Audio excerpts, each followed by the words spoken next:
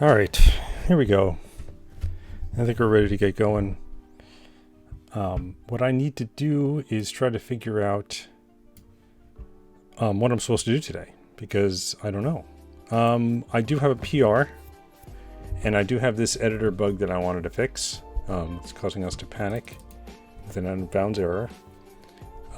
And let's start by looking at the PR. Let's do that first. Hello everyone, welcome back to my stream. Let's see, I did get the PR over the weekend, 2 days ago. Okay. And I did glance at it briefly, but I didn't actually go into depth on it. So let's see what this is all about. And you know what we should do is probably just reset all this. Because this was a buggy... Oh no, we have this capture mouse and it's still buggy, but it's less buggy. But I don't know if this would be... This modifies editor and screen. Okay, let's just take a look at what this is doing here and see what's going on. So the PR is, came across your stream recordings the other day and right away spotted a few things that could be done in a more rusty way. Well, that's good because I want to make this more rusty. Hope you don't mind me interjecting into your running video series. Please interject more. Not using Erno was one of the first things that came to my mind. This pull request refactors out the Erno dependency. That's right, we had added in something that we could print out what the error message was when something failed. So we use Erno here in, oh, this is just t.c, okay, and editor, and we import it here in cargo. And that was just to print out what the IO error was. As best practice in Rust, error information is usually passed in result error enum variants instead of writing to a global variable from another programming language. Sure, but remember that Rust is based on libc, right? Target, debug, kilo. Oh, we don't have LDD? Is it LLE? No. There's a linker command that you can take a look at what the symbols are in your... or what libraries, oh, that's right. Doesn't Rust hard link everything? But libc is part of it anyway, right? So let's just see how big this is. 8.8 meg. Okay. I separated the things I did into separate commits, so each commit should still compile and add descriptive commit messages. That was nice. So there's 3 commits here. Implement display for result code. Okay. Let's see what that looks like. Okay, it's just implementing display for result code. So result code is our error thing, right? I don't have error. Oh, I put it in lib. That's right. And it's just this one little thing here. Okay. Failed to read key. So where do we have failed to read key? And we don't have anything like that right now. Source main. No, it's in editor where we read the keyboard read. Right? And then we just look here and we just compare it here. Otherwise, let me just say self-die unable to read from keyboard. Okay. And this just prints it out in a nice way. Let's take a look at the, so we're not actually using this yet. Right? Let's take a look. New changes since you last viewed. Really? Oh. Okay, let me look at these. Rust will already give you the error information, so there's no need to rely on an external global variable that might have been changed by something else in the standard library at the point you read it. So this is saying if... What are we doing? So this is an impl editor we call standard fs. Oh, this is when we're writing out to the file, right? We're saving the file. And if we fail to save the file, then we print the error message. And we delete this case here.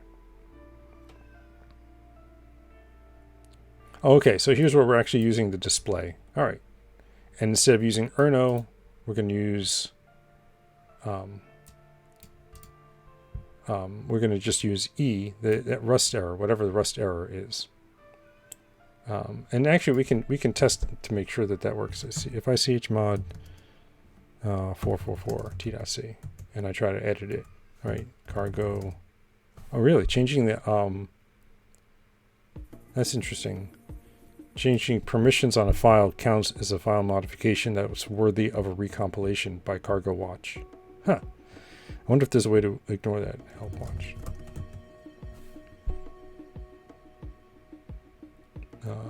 Options, exact shell, delay, features, ignore. That's ignoring file patterns. Oh, I don't see anything to ignore ACL changes.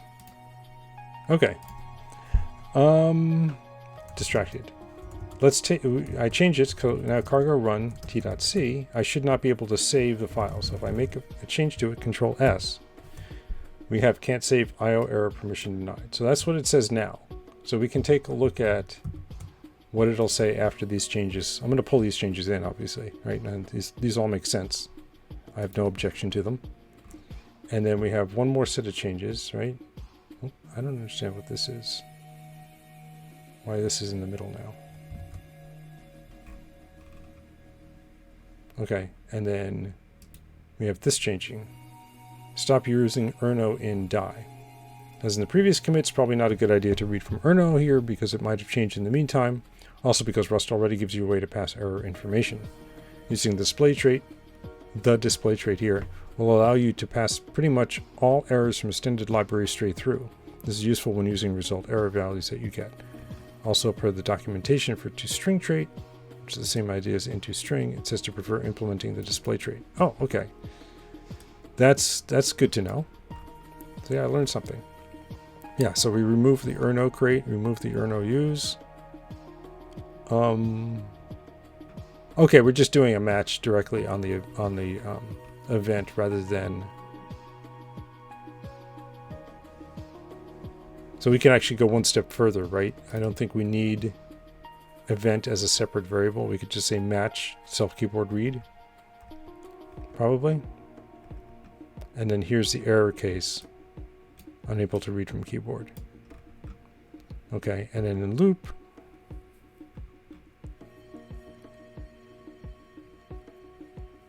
oh, I see. Now we're passing the error in to die. Okay, that makes sense. And then we have the error, the message we're going to display, and the error we're going to display. And this could actually be simplified a bit using Rust's new formatting rules. Okay, so yeah, let's pull these in. Merge these changes. Thank you.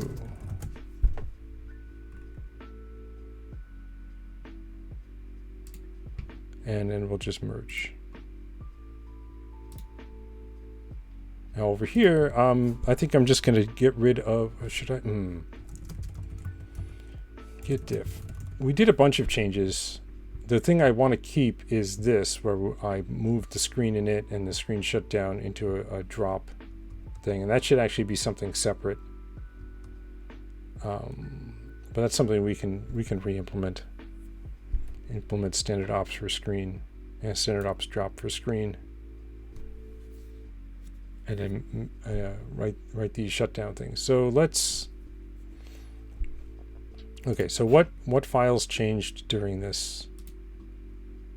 Yeah, so we can actually keep the changes that we did to screen, right? And ignore the changes we did to editor.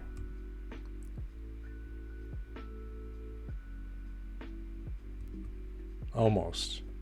Huh, almost. All right. Yeah, let's redo this. I think that would be the easiest thing to do, is just redo.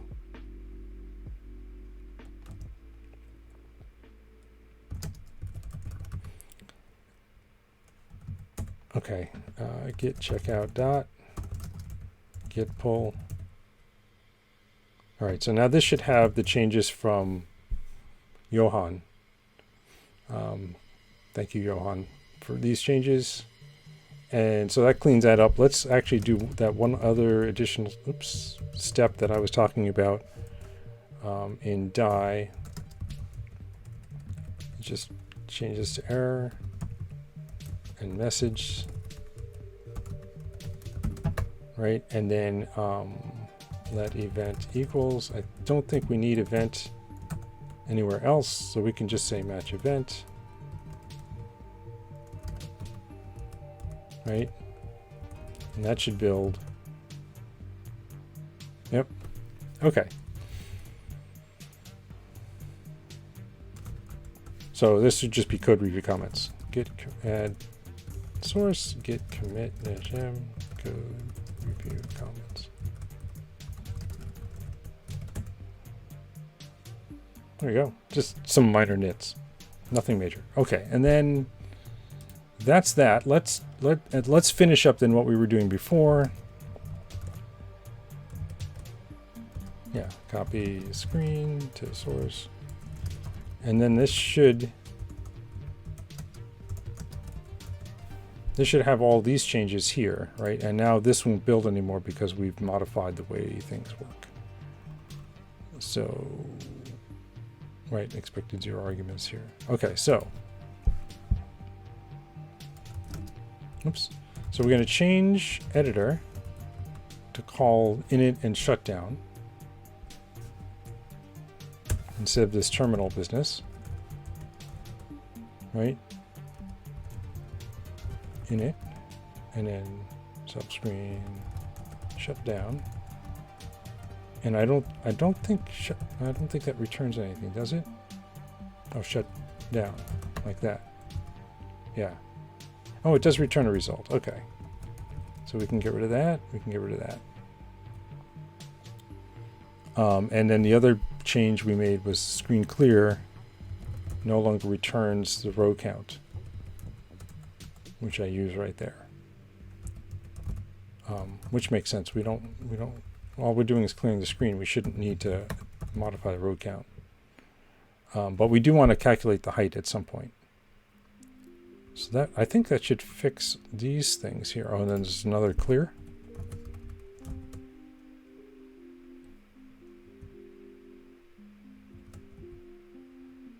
Status message clear. Here's self screen clear. Okay. Yep. And that's in die. So we don't care about the error message. That's why we're throwing it away here. And then it should be self. Oh, maybe shut down instead of clear. Does shut down already do a clear? No, it just does a release mouse. That's fine. Okay, so we should be back to parity. All right, we're not using calculate height.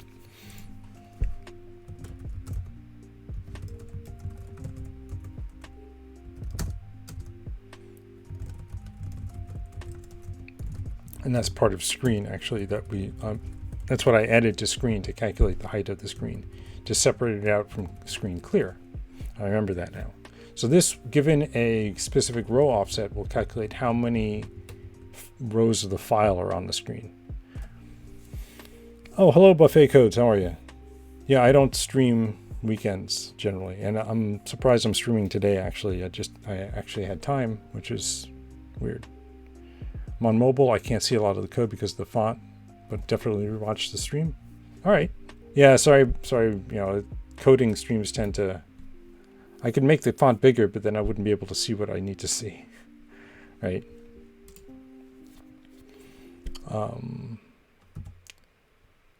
Yeah. Coding and mobile don't really work well together, do they? Okay, so we have calculate height, so we can grab that from editor. Actually, you know what we can do is just make sure that we're seeing that same error message. Let's do that first, even though we have this warning. What did I change here? Nothing? Good. Cargo run t.c. Buffet Code says they're happy to rewatch. I really appreciate that. Thank you. All right, so let's do this. I don't know if I hit Control Save. So it's slightly different, right? It says can't save IOR permission denied. So that's the same, but now it says OS error 13. In addition to just the text string itself. And I think, yeah, so that's not coming, sorry, not here. That's just coming out of the result error code. You must have a display that shows what the error no is. And the error no is whoops, let's quit out of that. No, is it just an error no? Really?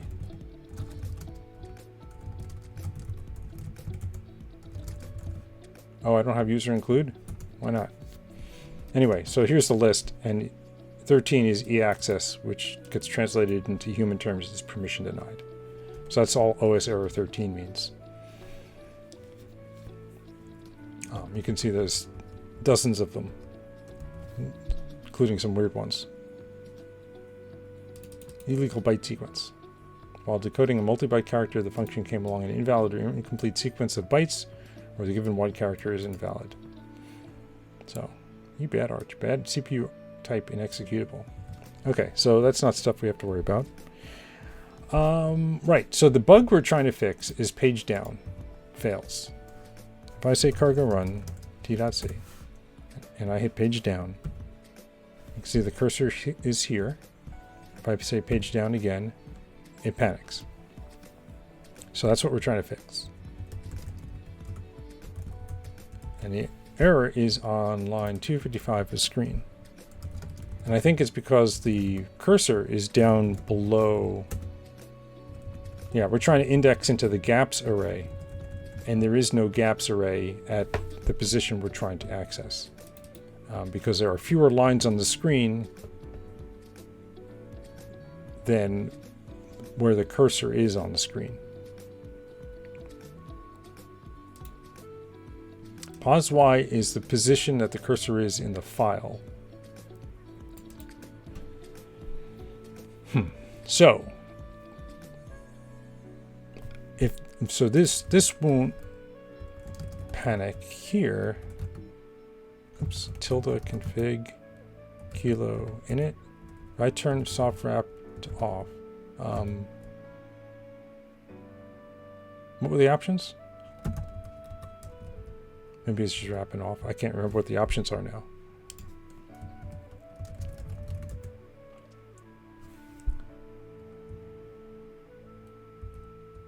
Wrapping anything. Okay. And then if I go here, because the screen is always going to be the same length as the file, we'll always get the cursor at the bottom. And so it won't panic. So this is a bug relating to soft wraps. So when we do a page down,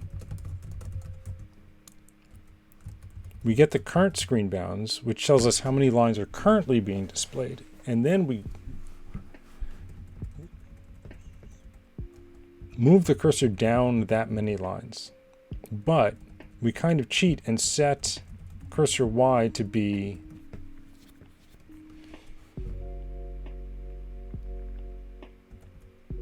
right, self row off plus bounds Y minus 1. And this should all just work. The problem is that when we move the key down, we're not recalculating the gaps. So I think what we need to do is recalculate the gaps here before we...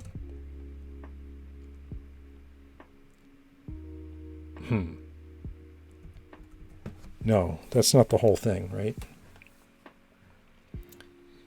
Because every time we move down, the gaps change.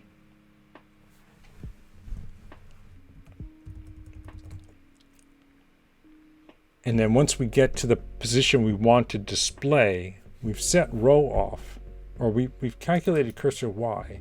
We haven't set row off yet. Row off gets calculated at the top of the loop. Where's the top of the loop? Let me go over to the actual loop. Where is it?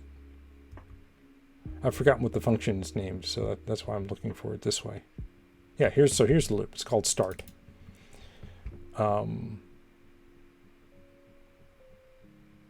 We process the event. So now we've set cursor Y to where we want it to be, and then we come back to the top, and we call refresh screen.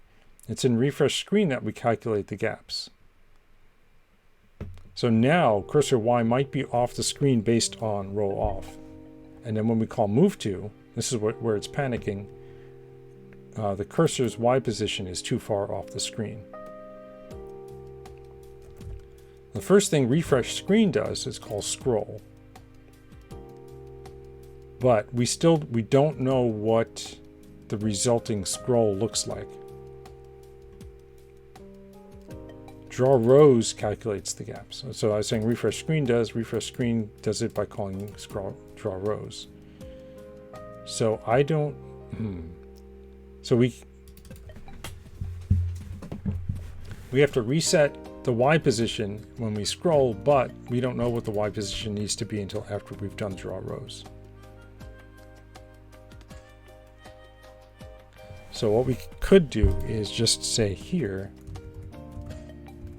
if self row off plus, we can get the bounds, right?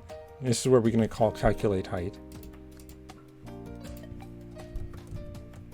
Let new height is equal to self screen calculate height.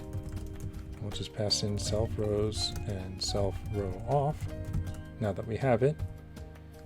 And we can just say if self row off plus new height is greater than or equal to self cursor dot y, then we just say self cursor dot y is equal to self row off plus new height minus 1. Maybe this is all we need to do here.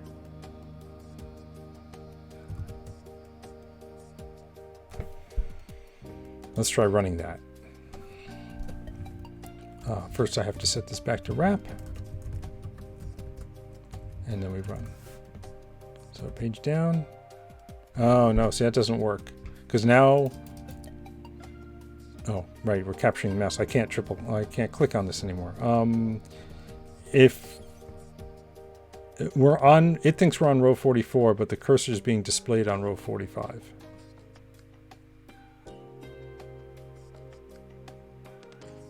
And that was another bug we had fixed before, so I just rebroke it, I guess.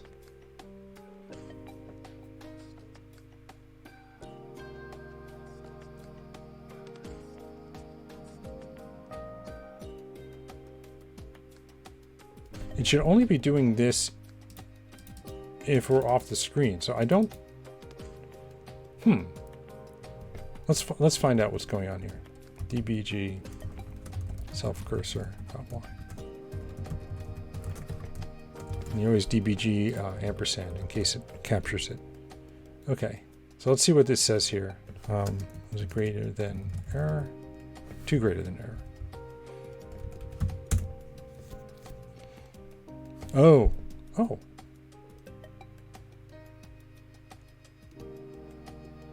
Oh, I have it backwards. That's why. That was dumb. I didn't realize right off the bat the cursor's in the wrong position. And that's there. I keep doing this backwards. It's more intuitive, I think, to say it the other way around. Self cursor dot y is greater than or equal to. Right? Oops. Like that. Let's try that. And now we don't need to debug that out. And try again. Okay, so now the cursor is in the right spot. Page down, puts it in the right spot. Page down. Well, it's not off the screen, but we are displaying it incorrectly, right? The cursor was down here, and so that's why all these things got set wrong. So we actually need, before we call draw rows, we need to calculate what the new height is based on the new offset. So maybe this has to go here, right? Because we want the height based on the current, on the newly calculated row offset that we got from scroll. Let's put the screen stuff together like this. We clear it and then we draw the rows. All right, one more try.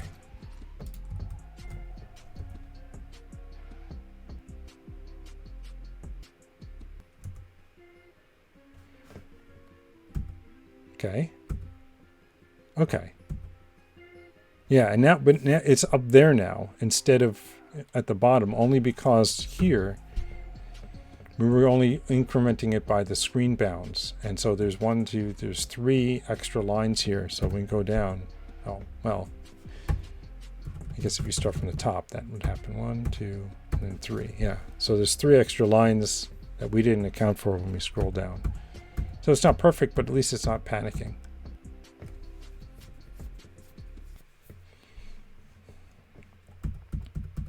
And we should be able to go all the way to the bottom of the file.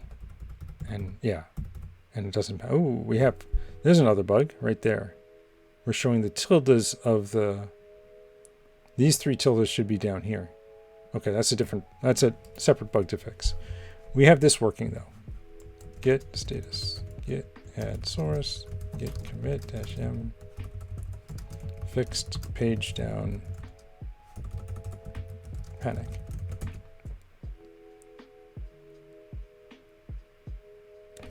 One sec. I just heard my phone buzz.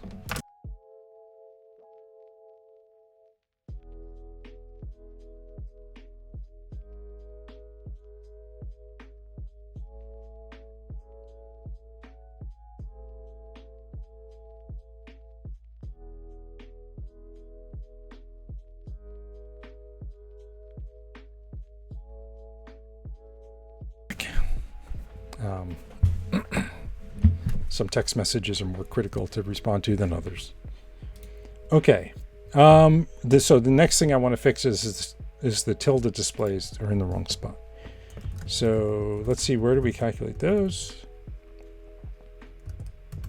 It's in draw rows. So this is if file row is greater than rows len, right? So this is where we're actually displaying the tildes.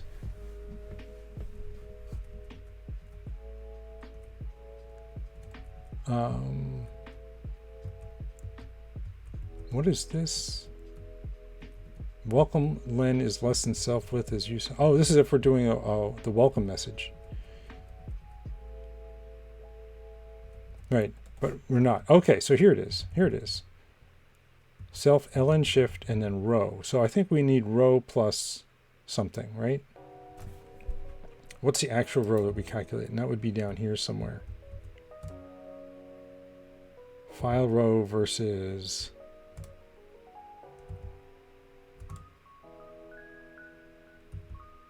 screen row. How do we get the screen row?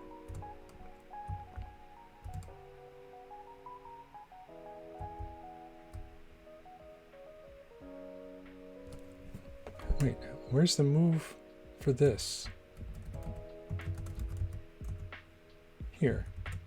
Row plus gaps plus screen row count. Oh yeah, so we should have the gaps at that point.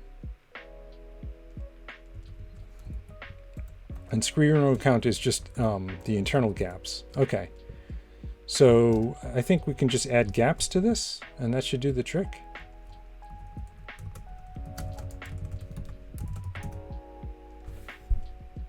Let's find out.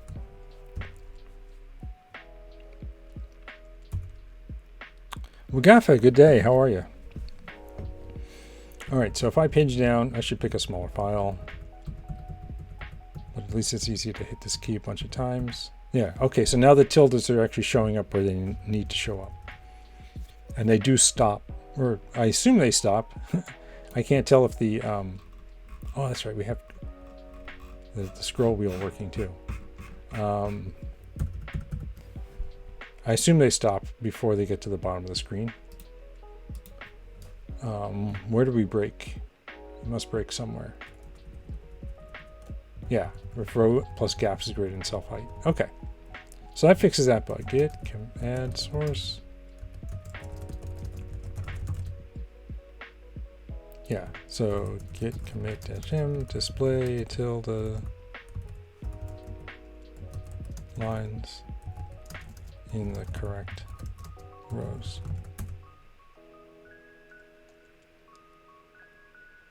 Very good. Okay, so that's that. that was pretty straightforward. That only took a half hour we did the full, we reviewed the PR. We had some review comments that we implemented.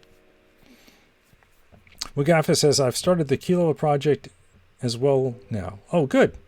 I'd love to compare how you do it, your approach versus my approach. My approach is very C-like and not rusty, not very much rusty, although there is some rusty stuff in here. So I'd love to see, just like completely refactored. What would be cool would be a tutorial.